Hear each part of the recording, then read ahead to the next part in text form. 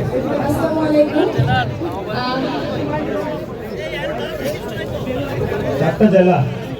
শ্রমিকদেরকে নিয়ে রাজনীতি করি, আমরা আসলে শ্রমিকদের জন্য রাজনীতিটা করতে পারি না। তো এই জায়গায় এনসিপি শ্রমিকদের নিয়ে রাজনীতি করবে না, বরং শ্রমিকদের জন্য রাজনীতি করবে, সেই শপথ আমি এই রোজা অবস্থায় জাতীয় শ্রমিক শক্তি স্নেহ যুগ্ম আহ্বায়ক হিসেবে করছি। এবং আমি আমার জায়গা থেকে সর্বোচ্চ চেষ্টা করব শ্রমিকদের জন্য কাজ করার। আর সকলকে অবশ্যই আজকে যে পরিমাণে মানুষজনের উপস্থিতি দেখছি ধরে আহ্বান জানাবো এবং একটু ম্যাচিউরলি একটু আপনারা ডিল করবেন, আপনারা একটু স্পেস দিবেন সবাইকে, আর সবাই সবার সঙ্গে ইফতারটা ভাগাভাগি করে খেয়ে নেবেন। আল্লাহ হাফেজ। ইনকিলাব জিন্দাবাদ। ধন্যবাদ।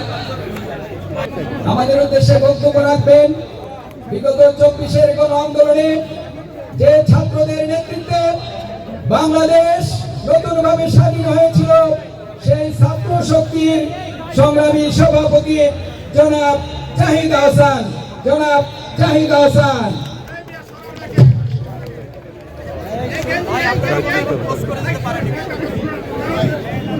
আপনাদের জন্য আমরা কেউই কাজ করতে পারছি না।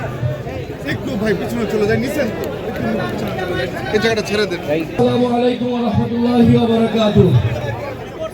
জাতীয় নাগরিক পার্টি এনসিপির ময়মনসিংহ উপস্থিত হয়েছেন। আমরা প্রধান অতিথির কাছ থেকে ময়মনসিংহ বিভাগের সমস্ত নেতৃবৃন্দ আজকে দিক নির্দেশনামূলক বক্তব্য শুনব। এই পর্যায়ে আমাদের মাঝে বক্তব্য রাখার জন্য অনুরোধ জানাচ্ছি জাতীয় নাগরিক পার্টির কেন্দ্রীয় যুগ্ম আহ্বায়ক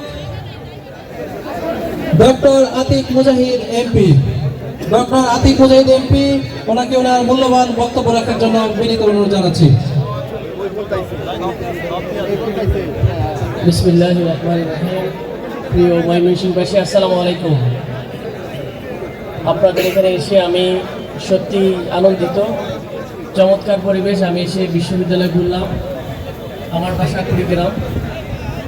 তো আমার কথা হচ্ছে, আমরা যে বাংলাদেশ বিনির্মাণ করার জন্য লড়াই করতেছি, একটা সাম্য বাংলাদেশকে একটা আত্মমর্যাদাশীল যারা নেতা রয়েছেন, আপনারা এই জুলাই অভ্যুত্থানের স্পিরিটকে ধারণ করে আগামী দিনের আরো খারাপ নেতৃত্বের আন্ডারে যেতে হবে। সুতরাং বাংলাদেশকে যদি একটু সুস্থ সুন্দর রাজনৈতিক ধারা এবং নেতৃত্ব, যেখানে দুর্নীতি নাই, চাঁদাবাজ নাই, ইনকিলাব জিন্দাবাদ স্লোগানের পাশাপাশি ইনকিলাব জিন্দাবাদের অর্থটাও জানা দরকার। ইনকিলাব মানে যদি পরিবর্তন হয়, তাহলে আমাদের আচরণের, চিন্তার, মেধার, যোগ্যতার, কাজে কর্মে সবকিছুর পরিবর্তন দরকার আছে। আমরা যদি নিজেদেরকে পরিবর্তন নিয়ে আসতে পারি, তাহলে বাংলাদেশের মানুষ যে প্রত্যাশা নিয়ে এনসিপির দিকে তাকিয়ে আছে, তাহলে তারা হতাশ হবে। এবং আমরা এই সংসদে গিয়ে দেখলাম এবং এলাকায় গিয়ে প্রশাসনের কাছে দেখলাম, there is no change. All সেটেলমেন্টের অল গোষ্ঠীরা আমাদের বিরুদ্ধে লেগে গেছে। এই 6 জন এমপি এবং এই দলের লোকজনকে কিভাবে নষ্ট করা যায়, চরিত্র হনন করা যায়, সব মেকানিজম নিয়ে তারা প্রস্তুত রয়েছে। সুতরাং আপনারা সচেতনভাবে রাজনীতির পাশাপাশি দক্ষতা বাড়াবেন, এই আহ্বান রেখে আমি আমার কথা শেষ করছি। সকলকে ধন্যবাদ। আসসালামু আলাইকুম ওয়া রাহমাতুল্লাহি ওয়া বারাকাতুহু।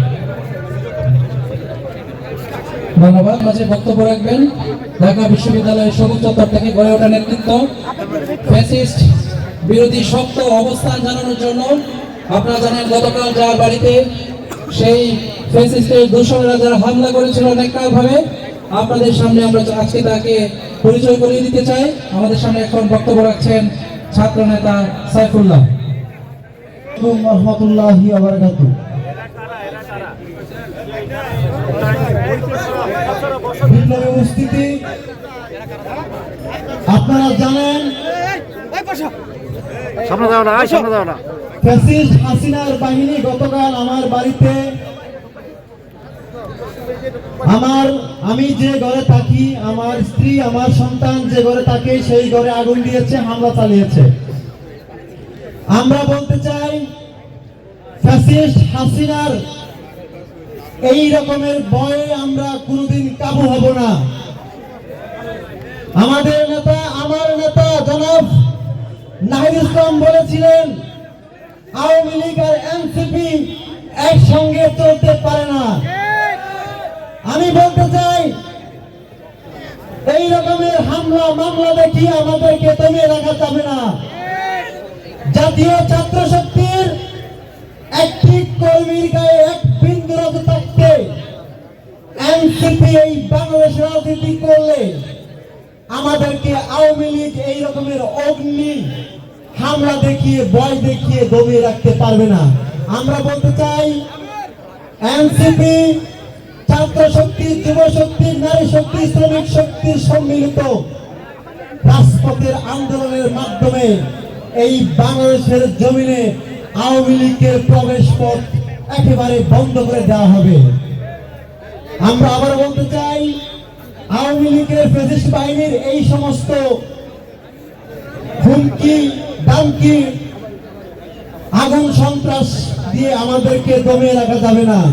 আমরা মোটেও ভয় পাইনি, আমরা দ্বিগুণ সংগ্রামী উপস্থিতি, এই পর্যায়ে বক্তব্য রাখছেন জাতীয় নাগরিক পার্টির সংগ্রামী মুখ্য সমন্বয়ক, বাংলাদেশের তরুণ প্রজন্মের আইডল, আপনাদের সবার সুপরিচিত জনাব নাসিরউদ্দিন পাটোয়ারি। নাসিরউদ্দিন পাটোয়ারি আপনাদের উদ্দেশ্যে বক্তব্য রাখছেন। আশা করি সবাই ভালো আছেন। ইয়াকা নাবুদু ওয়া ইয়াকা নাস্তাঈন। আজকে অনেক নেতৃবৃন্দ উপস্থিত হয়েছেন, সবার হয়তো নাম নিতে পারবো না। আজকে এনসিপিও নাই, জামাতও নাই, বিএনপিও নাই, আমাদের সবার একটা পার্টি, সেটার নাম হলো ইফতার পার্টি। এই ইফতার পার্টিতে আমরা সহযোগিতা সবাই একসাথে হয়েছি ইফতার করার জন্য। আল্লাহর কাছে দোয়া করব যাতে আল্লাহ তাআলা আমাদেরকে খুনি হাসিনাকে তার যে ফাঁসির রায় হয়েছে এটা তাকে ভারত থেকে ধরে এনে বাংলাদেশে বাস্তবায়ন করা তৌফিক দান করেন, এই দোয়া আল্লাহর কাছে। আর একটা দোয়া আছে, সেটা হলো আমাদের অনেক সহযোগিতা শহীদ হয়েছে, আপনার ভাই, আপনার বোন, কারো হাজবেন্ড, কারো হলো সন্তান, তারা একটি নতুন বাংলাদেশ গঠনের জন্য শহীদ হয়েছেন। এবং আমাদের শহীদ উসমান হাদি ভাই শহীদ হয়েছেন। আল্লাহ তাআলা 47, 71, 90, 24 এবং শহীদ উসমান হাদি ভাই সহ যারা বাংলাদেশের সার্বভৌমত্ব, শাপলা যারা শহীদ হয়েছেন ইসলামের জন্য, তাদের সবাইকে আল্লাহ তাআলা জান্নাতের উচ্চ মাকাম স্থান দান করুক। আমাদের অনেক সহযোদ্ধা রয়েছেন যারা আহত আছেন, আপনাদের ফ্যামিলিতে অনেক কান্না বিজড়িত কণ্ঠে আপনারা আছেন, আল্লাহ তাআলা তাদেরকে সুস্থ করে দিক। এবং যারা শহীদ হয়েছেন, আহত হয়েছেন, আপনারা রাজপথে আন্দোলন করেছিলেন, সেটা শুধু শেখ হাসিনার বিরুদ্ধে নয়, বাংলাদেশে যে সিস্টেম আছে সেটার বিরুদ্ধে। ফলে আমাদের সিস্টেম পরিবর্তন করতে হবে। যেই সিস্টেম চাঁদাবাজিকে প্রশ্রয় দেয়, সন্ত্রাসীকে প্রশ্রয় দেয়, দুর্নীতিকে প্রশ্রয় দেয়, কাউকে খুব রাজা বা রানী বানায় দেয়, বাংলাদেশের জনগণ থেকে অনেক উপরে উঠায় দেয়, তখন তারা বলে আল্লাহর নিচে জমিনের উপরে নাকি সে ছাড়া আর কেউ নাই, নাউজুবিল্লাহ।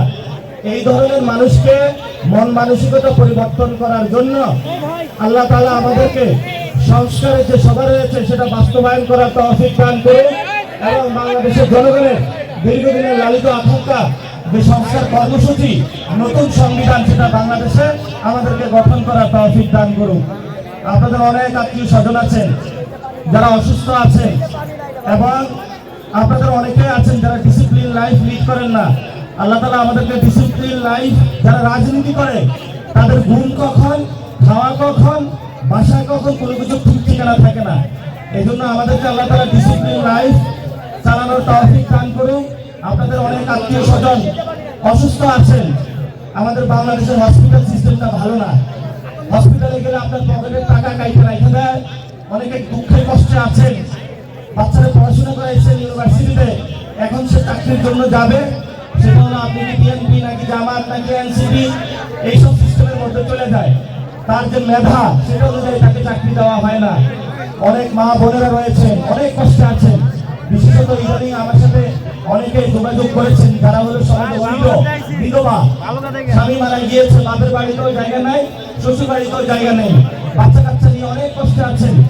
আল্লাহ তাআলা সবাইকে সুস্থ করে দিন।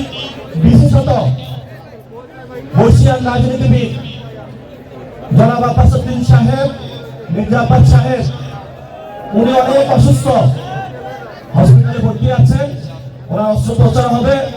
আমরা ইফতারের আগ মুহূর্তে আল্লাহ তাআলার কাছে দোয়া করি যাতে আল্লাহ তাআলা তাকে সুস্থতা এবং ন্যায় হায়াত দারাজ করুন, যাতে উনি বাংলাদেশের মানুষের খেদমত করতে পারে এবং সংস্কার থেকে শুরু করে বাংলাদেশের মানুষের যে জন আকাঙ্ক্ষাগুলো রয়েছে সেগুলো বাস্তবায়ন করতে পারে। প্রত্যেকটা অসুস্থ মানুষের জন্য আমরা দোয়া করি এবং যাতে ভালো থাকে সবাই। আপনারা দীর্ঘদিন ধরে এখানে যারা কাজ করছেন, আপনারা অনেক কষ্ট করছেন, আল্লাহ তাআলা সবাই আপনাদেরকে কবুল করুক। জামায়াত ইসলামী, বিএনপির অনেক নেতৃবৃন্দ এখানে উপস্থিত হয়েছেন। আমরা একটি নতুন বাংলাদেশ গড়তে চাই এবং এখানে সাংবাদিক ভাইরা উপস্থিত হয়েছেন, কারো মোবাইল কেড়ে নিয়ে যাইতেছে, কারো নিউজ পাবলিশ করতে যায় না।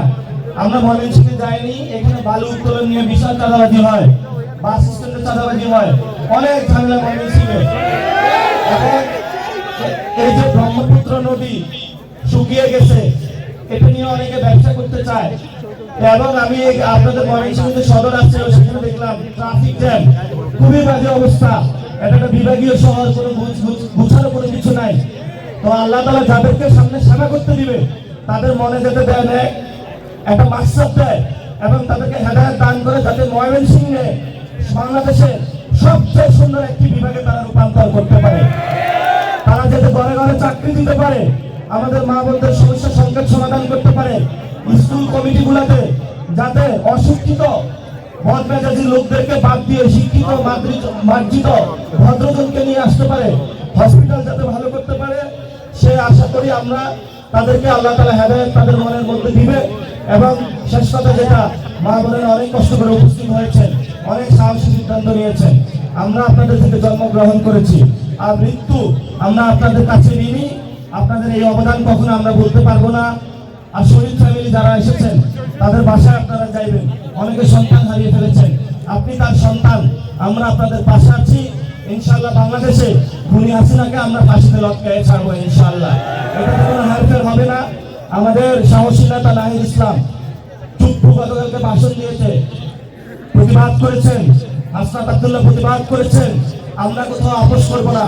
অনেকে বলে সংসদে নাকি প্ল্যাকার্ড ঝুলানো যাবে না, সংসদে কি চুপ্পুকে ঝুলাইছেন, ওইটা কি ভালো কাজ ছিল? এই জন্য বলবো